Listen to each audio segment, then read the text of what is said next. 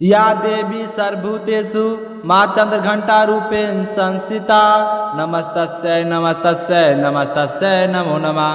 प्यारे भक्तों, आप सभी को नवरात्रि के तीसरे दिन की हार्दिक शुभकामनाएं।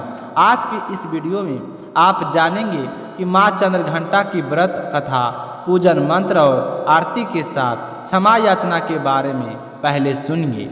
माँ चंद्रघंटा की कथा देवी भागवत पुराण के अनुसार जब देवताओं और असुरों के बीच लंबे समय से युद्ध चल रहा था, तब असुरों का स्वामी महिषासुर ने देवताओं पर विजय प्राप्त करके देवराज इंद्र का सिंहासन भी छीन लिया और खुद स्वर्गलोक का स्वामी बन बैठा था, जिसे देखकर सभी देवतागण बहुत दुखी और भयभीत हुए। स्वर्ग से निकाले जाने पर अपने अधिकार छीन जाने के बाद सभी देवतागण इस समस्या का समाधान पाने के लिए त्रिदेव अर्थात ब्रह्मा, विष्णु और महेश के पास गए। वहां जाकर सभी देवताओं ने असुरों के द्वारा किए गए अत्याचार और देवराज इंद्र, चंद्रमा, सूर्य, वायु और अन्य देवताओं के सभी छीने गए अधिकारों के बारे में भी भगवान को बताया। तब देवताओं ने भगवान को बताया कि महिषासुर के अत्याचार के कारण स्वर्गलोक तथा पृथ्वी पर अब विचरण करना संभव हो गया है। तब यह सुनकर ब्रह्मा, विष्णु और महेश अत्यंत क्रोधित हो गए। उसी समय तीनों भगवान के मुख से एक ऊर्जा उत्पन्न हुई। देवताओं के शरीर से निकले ही वह ऊर्जा भी उसमें जाकर मिल गई। यह ऊर्जा 10 दिशाओं में व्याप्त होने लगी और वह दिव्य प्रकाश एक कन्या के रूप में परिवर्तित हो गया। तब भगवान शंकर ने उन देवी को अपना त्रिशूल भेंट किया। भगवान विष्णु ने उन्हें अपना चक्र प्रदान किया। इसी तरह से सभी देवताओं ने माता को अस्त्र शस्त्र देकर सुसज्जित कर दिया। देवराज इंद्र ने भी अपना ब्रज और ऐरावत हाथी माता को भेंट किया। सूर्यदेव ने अपना तेज तलवार और शेर प्रदान किया। तब देवी सभी शास्त्रों को लेकर महिषासुर से युद्ध करने के लिए युद्ध भूमि में आ गई। उनका यह विशाल रूप देखकर महिषासुर भय से कांप उठा। तब महिषासुर ने अपनी सेना को माँ चंद्रघंटा पर आक्रमण करने के लिए कहा। देवी ने पहले अस्त्र शस्त्रों से असुरों की सेनाओं को पल भर में नष्ट कर दिया। इस तरह से माँ चंद्रघंटा ने असुरों का वध किया और देवताओं को अभयदान देती हुई अंतर्ध्यान हो गई। माँ चंद्रघंटा का यह रूप अपने भक्त की रक्षा करने वाला, उन्हें हर प्रकार के भयों से बचाने वाला है और उनके अंदर साहस भरने वाला है। माँ के मस्तक पर घटे के आकार का अर्ध चंद्र विराजमान है, इसलिए इनका नाम चंद्रघंटा पड़ा। और आज के दिन विशेष बात यह है कि माँ की पूजा करते समय मंदिर में घंटी जरूर बजानी चाहिए। माँ चंद्रघंटा का पूजन करते समय या देवी सर्वभूतेषु माँ चंद्रघंटा रूपेण संस्थिता नमस्तस्यै नमस्तस्यै का मंत्र का जाप जरूर करना चाहिए। और इसी के साथ एक और कहानी अब हम सुने गणेश जी भगवान की। बोलिए गणेश जी गजानंद की जय हो। एक बार की बात है, एक बुढ़िया गणेश जी भगवान की बहुत ही भक्ति किया करती थी। सुबह जल्दी उठती, स्नान करके पहले गणेश मंदिर जाती, गणेश जी को सिंदूर से तिलक करती और गुड़ का भोग लगाती। बड़े ही श्रद्धा भाव से गणेश जी के नामों का स्मरण किया करती थी। उसका नियम था, चाहे आंधी हो या तूफान, वह बुढ़िया गणेश जी के मंदिर जरूर जाती थी। ऐसा करते करते सालों बीत गए तो गणेश जी भगवान उस बुढ़िया की भक्ति से बहुत ही प्रसन्न हुए। तो एक दिन उसे सपने में दर्शन देकर कहने लगे कि बूढ़ी माई, मैं तुमसे बहुत ही खुश हूँ, तो वरदान मांग, क्या ही मांगना चाहती है। तो बुढ़िया कहने लगे कि हे गणेश जी महाराज, आपने मुझे दर्शन दिए, इससे अच्छा मेरे लिए क्या हो सकता है। मांगना तो मुझे कुछ नहीं आता है, मैं क्या मांगूँ। इस तरह फिर बुढ़िया सोचने लगे तो गणेश जी महाराज कहने लगे कि बूढ़ी माई परेशान मत हो, मैं कल फिर आपके सपने में आऊँगा, तब तुम आराम से सोच लेना तुम्हें वरदान में क्या मांगना है। वरदान में तुम्हें ही एक ही दूंगा। ऐसा कहकर गणेश जी भगवान अंतर्ध्यान हो गए और उस बुढ़िया की आंखें खुल गई। आँख खोली तो सुबह हो चुकी थी। तो बुढ़िया सोचने लगी कि घर में अन्न और धन भी नहीं है, मेरे कुल में दीपक भी नहीं है, मैं क्या मांगूँ, मेरी तो समझ में नहीं आता। तो इस तरह सोचते हुए बुढ़िया ने अपने पुत्र को बुलाया और पूछा कि बेटा, मुझे गणेश जी ने रात में सपने में दर्शन दिए थे और बोल रहे थे कि मैं तुम्हारी पूजा पाठ से बहुत ही प्रसन्न हूँ। मैं तुम्हें एक वरदान देना चाहता हूँ, मांगो, क्या मांगती हो। तो मुझे तो समझ ही नहीं आया कि मैं क्या मांगूँ। बेटा तू बता दे, मुझे क्या मांगना चाहिए। तो बुढ़िया का पुत्र कहने लगा कि माँ, तुम गणेश जी से बहुत सारा धन दौलत मांग लो, हमारी गरीबी दूर हो जाएगी, तो हमें सब कुछ मिल जाएगा। लोगों को देखो कितनों ऐसे आराम से रहते हैं, हमारे भी सपने पूरे हो जाएंगे। तो बेटे की बात सुनकर बुढ़िया ने बहू को आवाज़ लगाई। तो बहू आई और सासू माँ से पूछने लगी कि माँ जी कहिए क्या बात है, आपने मुझे किस लिए बुलाया है। तो उसकी सास कहने लगी कि बेटा, रात मुझे सपने में गणेश जी भगवान ने दर्शन दिए हैं और वह कह रहे हैं कि मैं तुम्हें वरदान देना चाहता हूँ। मेरी तो समझ में नहीं आता है कि मैं क्या मांगूँ। तो सासू माँ की बात सुनकर बहू कहने लगी कि माँ जी, यह तो बहुत अच्छी बात है, आप गणेश जी से पोता मांग लो। क्या आपका मन नहीं करता कि हमारे घर में नन्हे शिशु की किलकारी गूंजी, हमारा भी वंश आगे बढ़े। तो बुढ़िया कहने लगी कि बेटा, तेरी बात तो सही है।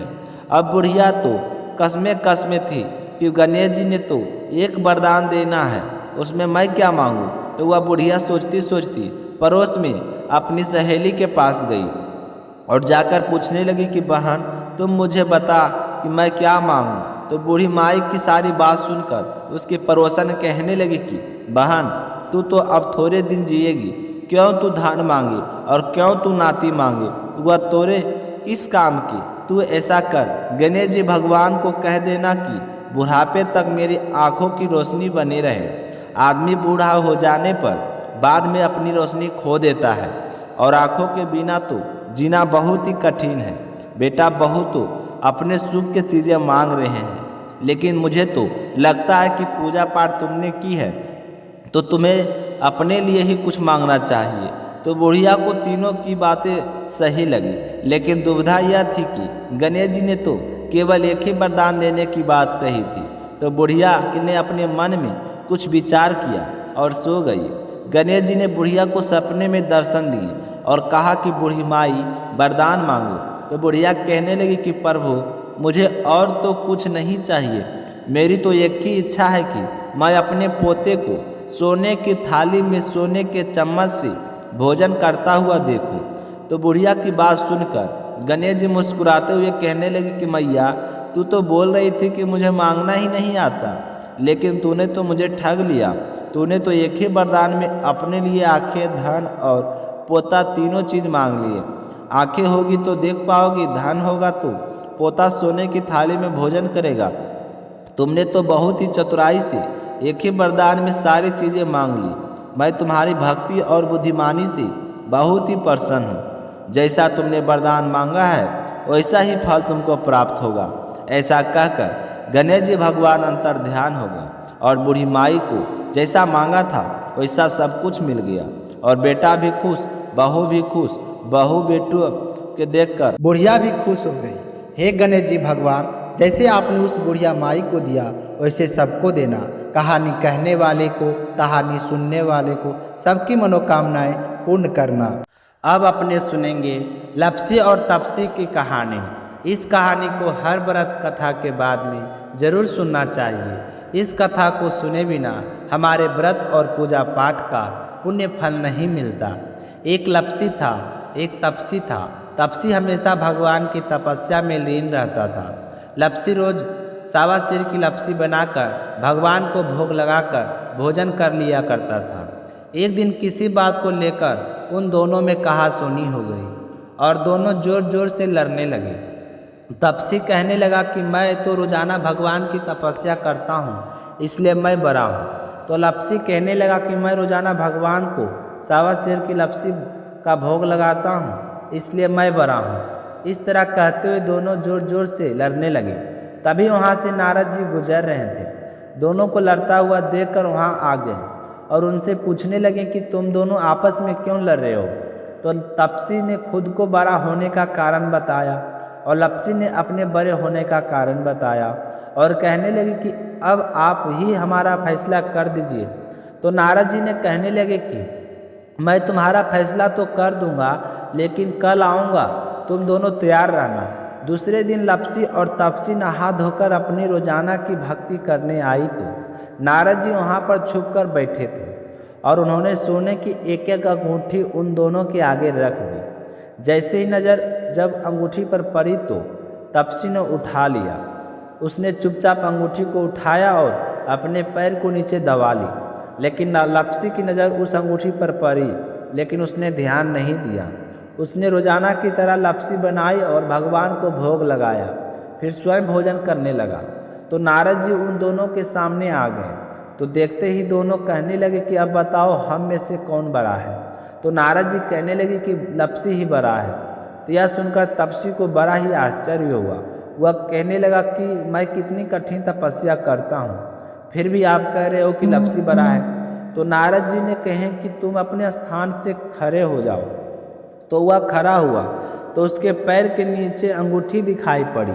तो नारद जी तपसी से कहने लगा कि तपस्या करने के बाद भी तुम्हारी चोरी करने की आदत नहीं गई है, इसलिए लपसी बड़ा है, क्योंकि मैंने ही तुम दोनों के आगे सोने की एक एक अंगूठी रखी थी। तो तुमने तो देखते ही अंगूठी को उठाया और अपने पैर के नीचे दबा लिया। लपसी ने अंगूठी को देखकर भी अनदेखा कर दिया। इसका अपनी रोजाना की भक्ति में ध्यान था। इसने लपसी बनाई और भगवान को भोग लगाया, इसलिए लपसी ही बड़ा है और तुम्हें तुम्हारी कठिन तपस्या का कोई फल नहीं मिलेगा। तो यह सुनकर तपसी का अपने किए पर पछतावा हुआ और शर्मिंदा होकर नारद जी से माफ़ी मांगने लगा और कहने लगा कि महाराज मुझसे गलती हो गई है, आज से मैं कभी भी चोरी नहीं करूँगा। मुझे बताओ कि मुझे मेरी तपस्या का फल कैसे मिलेगा। मैंने तपस्या बड़े ही श्रद्धा भाव से की है। तो तपसी की बात सुनकर नारद जी कहने लगे कि यदि घर पर सारी रोटी बनाकर गाय और कुत्ते की रोटी नहीं बनाएगा तो वह फल तुझे मिलेगा। अगर कोई दिया से दिया जलाए तो उसका फल भी तुझे मिलेगा। कोई ब्राह्मण को भोजन करवाकर उसे दक्षिणा नहीं देगा तो उसका फल भी तुझे मिलेगा। अगर कोई बहन सुहागिन त्रिसूट हम बहन स्वरूप देते हैं, उसके साथ अगर हम कुछ रुपये नहीं देंगे तो उसका फल भी तुझे मिलेगा। और व्रत कथा में अगर सारी कहानी सुन ले लेकिन तुम्हारी कहानी ना सुने तो उस व्रत का फल भी तुझे मिलेगा। तो यह सुनकर तपसी बहुत ही खुश हुआ और उसके बाद कभी भी चोरी ना करने का प्रारंभ कर लिया।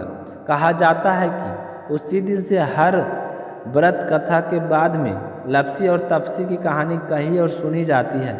कहानी समाप्त होते ही बोलना चाहिए कि लपसी का फल लपसी को मिले, तपसी का फल तपसी को मिले। हमारी कहानी का, हमारे व्रत का और हमारे पूजा पाठ का फल हमें मिले। तो यह थी एक छोटी सी कथा। तो आप सभी को सुनकर कैसी लगी कमेंट करके ज़रूर बताइएगा। और आप सभी अभी तक अगर अपनी चैनल को सब्सक्राइब नहीं किए हैं तो चैनल को सब्सक्राइब जरूर कीजिएगा। मिलते हैं नेक्स्ट वीडियो में, तब तक अपना ख्याल रखिएगा। जय श्री कृष्णा, राधे राधे।